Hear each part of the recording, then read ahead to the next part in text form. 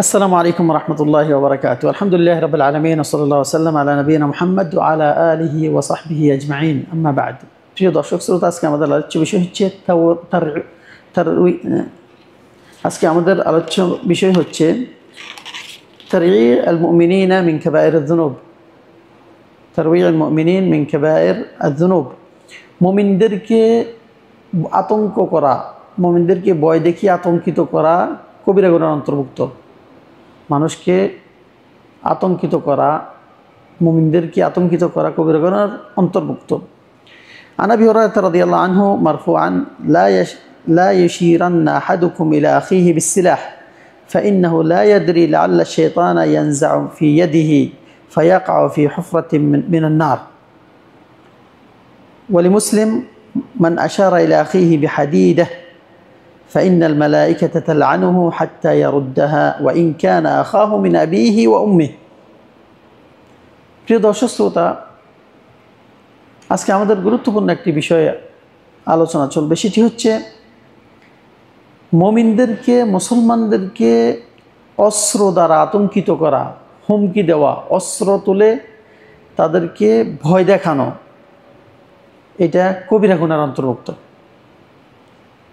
আবু হুরায়রা রাদিয়াল্লাহু আনহু বর্ণনা করছেন যে রাসূলুল্লাহ সাল্লাল্লাহু আলাইহি ওয়াসাল্লাম বলছেন, লা ইউশিরান্না আহাদুকুম ইলা আখিহি বিসসিলাহ, তোমাদের কেউ যেন তার মুসলিম ভাই বা তার ভাইকে অস্ত্র দ্বারা ইঙ্গিত না করে, অস্ত্র দ্বারা তাকে তার দিকে পয়েন্ট না, অস্ত্রকে তার দিকে পয়েন্ট না করে, বা তার সামনে যেন অস্ত্র না তুলে না ধরে, সেটা হোক ভারী অস্ত্র, হালকা অস্ত্র।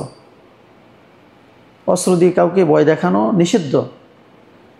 তোমাদের কেউ যেন তার অপর ভাইকে অস্ত্র দ্বারা তাকে ইঙ্গিত না করে বা আতঙ্কিত না করে। ফাইন্নাহু লা ইয়াদরি, কারণ সে জানে না, হতে পারে শয়তান তার হাত থেকে এই অস্ত্রটি তার দিকে নিক্ষেপ করার ব্যবস্থা করে দেবে। হতে পারে শয়তান এর মাঝে এসে যখন আপনি অস্ত্র প্রয়োগ করবেন, আপনার অপর ভাইয়ের সামনে অস্ত্র তুলবেন, হয়তো শয়তান এসে আপনাকে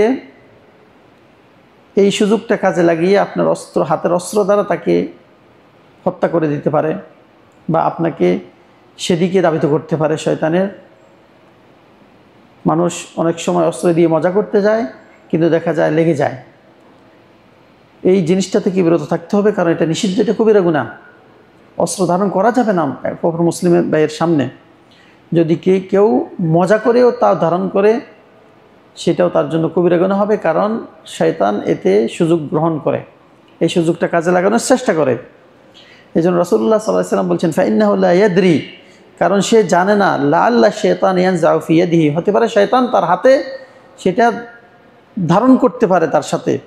ফায়াকআউ ফি হুফরাতিন মিনান নার, অতএব সে শয়তানের যে সাহায্যে এই কাজটি যখন করে ফেলে, জাহান্নামের অগ্নিকুণ্ডে নিক্ষিপ্ত হবে।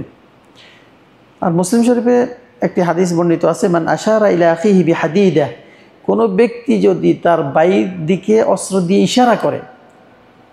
ইশারা করে, ফাইনাল মালাইকাতা তালআনুহু হাত্তা ইয়াদাআহা ওয়া ইয়ারুদ্দাহা, ফেরেশতারা তাকে লানত করতে থাকে যতক্ষণ পর্যন্ত সে তার হাত থেকে অস্ত্র না ফেলে দেয়, বা তার যতক্ষণ পর্যন্ত না নামাবে।